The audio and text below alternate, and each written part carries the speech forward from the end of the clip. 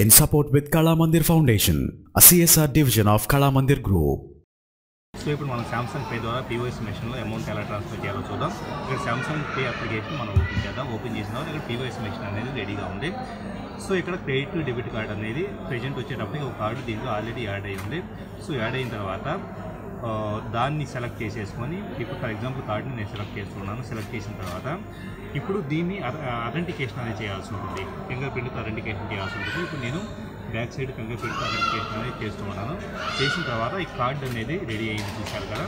So card ready అయిన తర్వాత PVS machine ఏదైతే ఉందో ఆ మెషిన్లో సైడ్కి ఈ విధంగా మనం పెట్టిన వెంటనే ఆటోమేటిక్గా ఎంటర్ అమౌంట్ అని చెప్పేసి ఇక్కడ వచ్చింది చూడండి. సో ఆ పర్టికులర్ అమౌంట్ అనేది ఎంతో ఎంటర్ చేస్తే ఇప్పుడు ఫర్ ఎగ్జాంపుల్ 100 రూపీస్ ఎంటర్ చేస్తున్నాం. చేసిన తర్వాత ఓకే బటన్ మనం ట్యాప్ చేసుకున్నామంటే కనుక ఆటోమేటిక్గా పిన్ ఎంటర్ చేయమని అడుగుతుంది. సో ఇప్పుడు పిన్ ఎంటర్ చేయడం జరిగింది. సో ఫైనల్గా ఇక్కడ మనకి జీపీఆర్ఎస్ నెట్వర్క్ ద్వారా ఆథరైజేషన్ అవుతుంది, ప్రాసెసింగ్ అవుతుంది, రిసీవింగ్ అని చెప్పేసి ఉంది.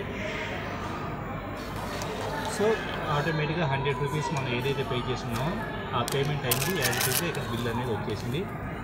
కంప్లీట్గా ఎలాగ మనం సామ్సంగ్ పే ద్వారా చాలా ఈజీగా ఇక్కడ చూసారు కదా, మనం పేమెంట్ డీటెయిల్స్లో కూడా శ్రీ దుర్గా ఏజెన్సీస్ అని చెప్పేసి 100 రూపీస్ ట్రాన్సాక్షన్ కనపడటాన్ని మనం బయటిలో చూడవచ్చు. In support with Kala Mandir Foundation, a CSR division of Kala Mandir Group.